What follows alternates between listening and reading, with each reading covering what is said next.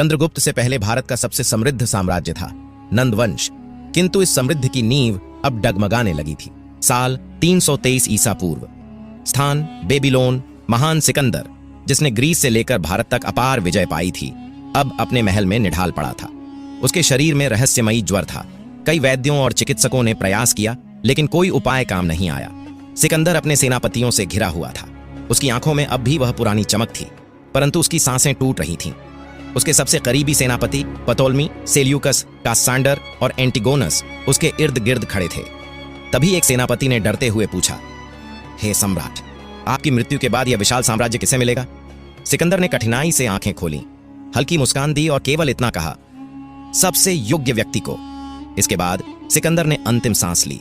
सिकंदर की मृत्यु के साथ ही उसकी सेना और सेनापति तख्त के लिए लड़ने लगे।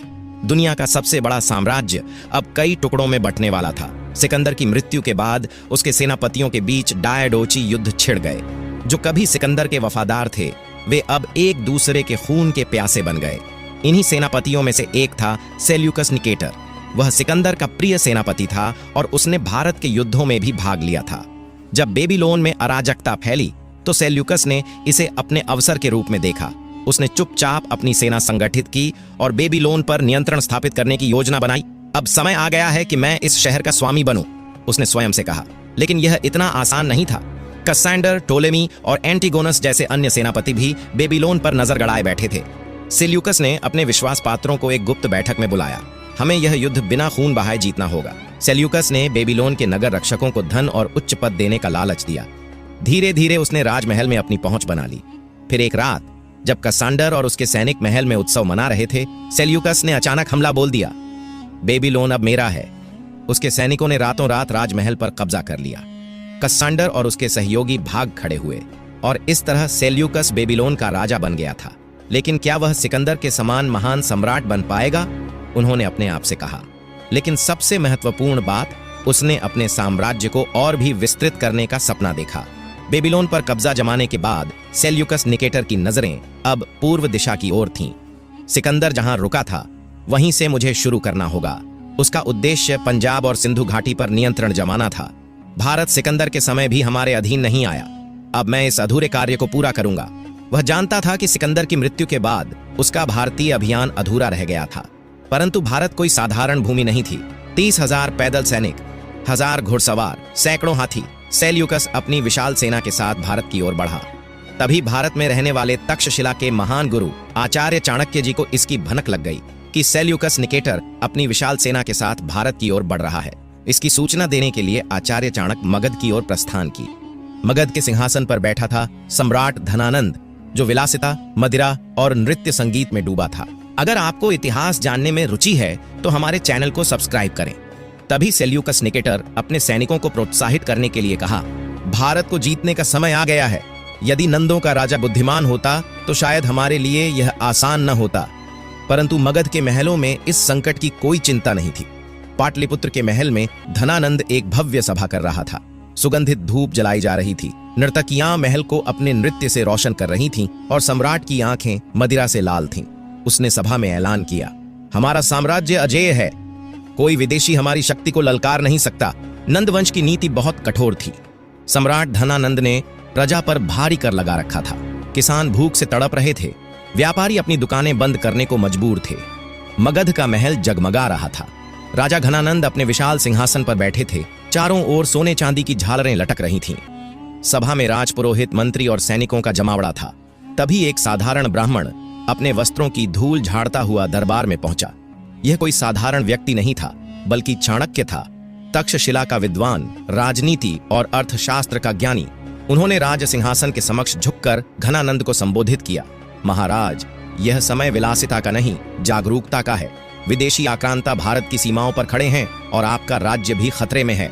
घनानंद ने उपहास से हंसते हुए कहा, ओह, तो तुम वह ब्राह्मण हो जो मुझे शासन की नीति सिखाने आए हो? दरबार में ठहाकों की गूंज उठी। राजा ने चाणक्य के साधारण वस्त्रों को देखा और व्यंग्य से कहा, तुम जैसे निर्धन ब्राह्मणों को भी लगता है कि वे राजाओं को सलाह दे सकते हैं? तुम्हारी योग्यता क्या है? चाणक्य के भीतर ज्वालामुखी धधक उठा। उनकी आंखों में अपमान की ज्वाला जल उठी। उन्होंने शांत स्वर में कहा, राजन, अपमान और अहंकार राजा के पतन का द्वार होते हैं। आज आपने मेरा अपमान किया है, एक दिन यही अपमान आपकी सत्ता को नष्ट कर देगा। मैं आपको गद्दी से उतारने की शपथ लेता हूं। राजा वही होता है जो प्रजा की रक्षा करे। अय्याशी में डूबा राजा स्वयं को राजा कहे, यह उचित नहीं। घनानंद क्रोधित हुआ और गरजते हुए बोला, तुम जैसे साधारण ब्राह्मण क्या कर सकते हो? जाओ और अपने जीवन को बचाने का प्रयास करो। उसने सैनिकों को आदेश दिया, इस घमंडी ब्राह्मण को धक्के मारकर दरबार से बाहर निकालो। सैनिकों ने चाणक्य को पकड़ लिया, उनकी जटाएं खींची और दरबार से बाहर निकाल दिया।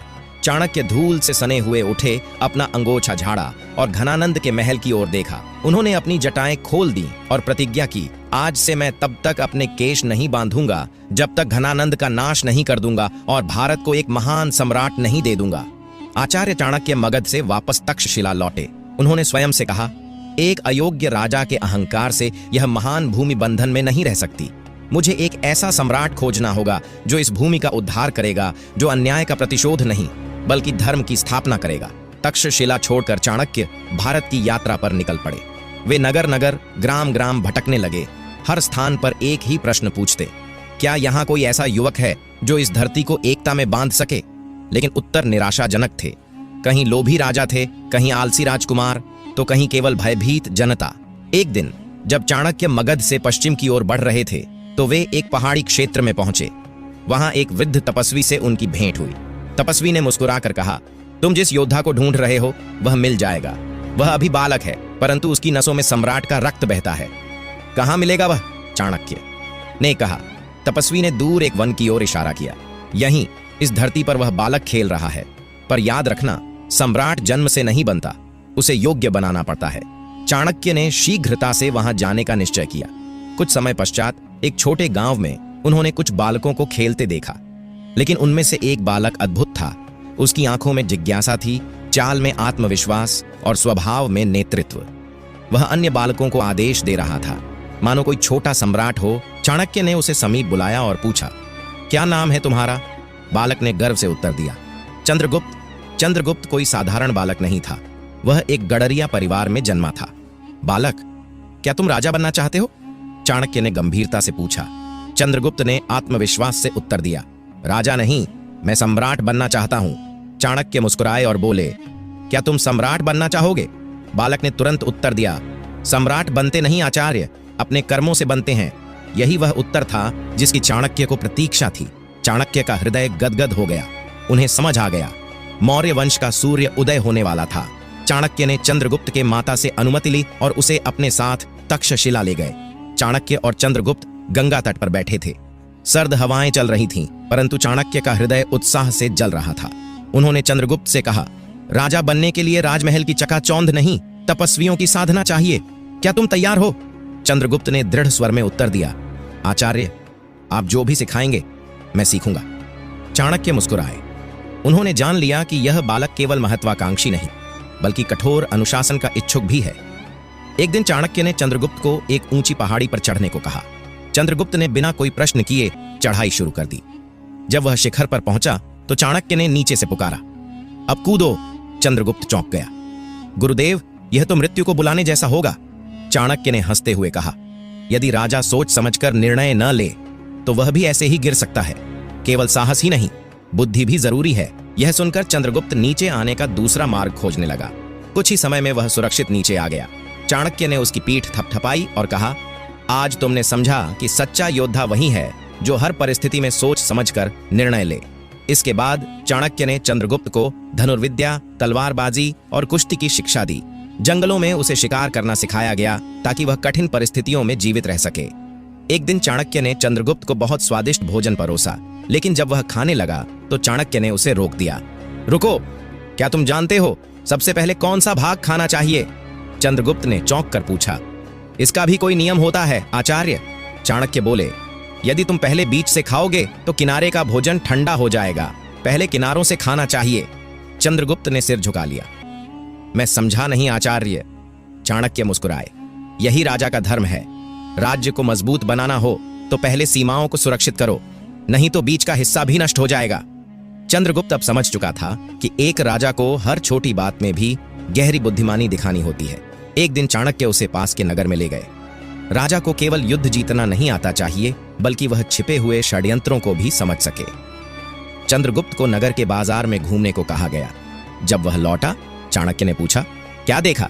चंद्रगुप्त ने उत्तर दिया, लोग व्यापार कर रहे थे, कुछ राजा की जय जयकार कर रहे थे और कुछ दुखी भी थे। चाणक्य ने आंखें तरेरी। यही देख पाए, राजा को लोगों की आंखों में छिपी सच्चाई पढ़नी चाहिए। जो जय जयकार कर रहे थे वे या तो डरते हैं या खुश करने के लिए कहते हैं, और जो दुखी हैं वे भविष्य में विद्रोही बन सकते हैं। यह सीख चंद्रगुप्त को हमेशा याद रही। चाणक्य ने चंद्रगुप्त को कई कठिन परीक्षाओं में डाला। कभी वह उसे अजनबियों के बीच छोड़ देते, कभी उसे जंगलों में अकेला भेज देते। एक बार एक पहाड़ी डाकू ने चंद्रगुप्त को पकड़ लिया। उसने हंसकर कहा, क्या तुम राजा बनने का सपना देख रहे हो बालक? तुम्हारी गर्दन काट दूंगा। लेकिन चंद्रगुप्त ने भय नहीं दिखाया। उसने निडर होकर कहा, राजा बनने के लिए हिम्मत चाहिए, और हिम्मत की परीक्षा के बिना मैं कभी पीछे नहीं हटूंगा। डाकू प्रभावित हो गया और उसे छोड़ दिया। जब चाणक्य को यह पता चला तो वे मुस्कुराए। अब तुम राजा बनने के योग्य हो। अब एक अंतिम सिख देना था। चाणक्य ने उसे जंगल में अकेले छोड़ दिया और कहा, जब तक तुम अपनी बुद्धि और शक्ति से स्वयं को बचा नहीं सकते, तब तक राज्य चलाने के योग्य नहीं बन सकते। चंद्रगुप्त ने कई दिन जंगल में बिताए, शिकार किया, विषैले सर्पों से बचा और अपने साहस व धैर्य की परीक्षा दी। जब वह लौटा तो चाणक्य ने गर्व से घोषणा की, अब तुम केवल एक शिष्य नहीं बल्कि भविष्य के सम्राट हो। चाणक्य ने उसे एक अंतिम शिक्षा दी कि युद्ध केवल तलवार से नहीं बल्कि मस्तिष्क से जीते जाते हैं। अब चंद्रगुप्त केवल एक बालक नहीं रहा, वह एक कुशल योद्धा और चतुर राजनीतिज्ञ बन चुका था। अब समय आ गया था। वर्षों के प्रशिक्षण के बाद चाणक्य ने घोषणा की, अब समय आ गया है। चंद्रगुप्त, चाणक्य ने कहा, अब हम घनानंद को उखाड़ फेंकने की योजना बनाएंगे। चाणक्य ने अपने शिष्यों और समर्थकों को बुलाकर कहा, घनानंद की विशाल सेना से लड़ना आत्मघाती होगा। हमें पहले छोटे छोटे राज्यों और जनजातियों को अपने पक्ष में करना होगा। मगध के चारों ओर कई छोटे राज्य थे जो घनानंद के अत्याचारों से तंग आ चुके थे। चाणक्य और चंद्रगुप्त ने इन राजाओं से गुप्त रूप से संपर्क किया और उन्हें संगठित करने लगे। धीरे धीरे चंद्रगुप्त ने विभिन्न क्षेत्रों में छापामार युद्ध शुरू किया। उसने अराजक जनजातियों को संगठित किया। वे पहाड़ियों और जंगलों में युद्ध करने में निपुण थे। घनानंद के विरोधियों को साथ लिया, कई राजाओं को विश्वास में लिया और उन्हें मौर्य पक्ष में किया। छोटी छोटी चौकियों पर आक्रमण किया, जिससे मगध की सेना कमजोर होती गई। कुछ ही वर्षों में चंद्रगुप्त की एक सशक्त सेना खड़ी हो गई और अब घनानंद को चुनौती देने का समय आ गया था। जब चंद्रगुप्त की सेना तैयार हो गई तो चाणक्य ने अंतिम रणनीति बनाई। हम सीधे मगध पर आक्रमण नहीं करेंगे, बल्कि पहले उसकी कमजोरियों को तोड़ेंगे। घनानंद के मंत्री अमात्य राक्षस, जो बहुत चतुर और कुशल राजनीतिज्ञ थे, को हराना सबसे बड़ी चुनौती थी। चाणक्य ने उसके कई विश्वास पात्र व्यक्तियों को अपनी ओर मिला लिया। धीरे धीरे घनानंद के दरबार में विश्वासघात की जड़ें जमने लगीं। जब चाणक्य को लगा कि घनानंद की सेना अंदर से कमजोर हो चुकी है, तो उसने चंद्रगुप्त को युद्ध की अनुमति दी। घनानंद की सेना बहुत बड़ी थी, लेकिन चंद्रगुप्त के सैनिक अधिक चुस्त और युद्ध कौशल में निपुण थे। चंद्रगुप्त की सेना ने घनानंद की चौकियों पर हमला किया और उन्हें तेजी से नष्ट किया।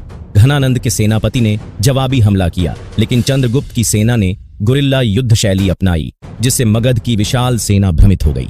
चाणक्य ने सैनिकों को इस तरह बांट दिया कि वे मगध की सेना को छोटे छोटे दलों में बांटकर हराने लगे। युद्ध के बीच चंद्रगुप्त सीधे सेनापति के सामने आ गया और द्वंद्व युद्ध हुआ।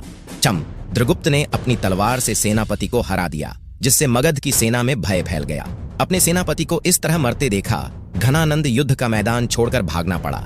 घनानंद की पहली हार के बाद चाणक्य और चंद्रगुप्त ने धीरे धीरे मगध पर अपना नियंत्रण बढ़ा लिया। चाणक्य ने कहा, अभी यह विजय पूरी नहीं हुई है। जब तक घनानंद को पाटलिपुत्र के सिंहासन से नहीं उतारा जाएगा, तब तक यह युद्ध अधूरा रहेगा।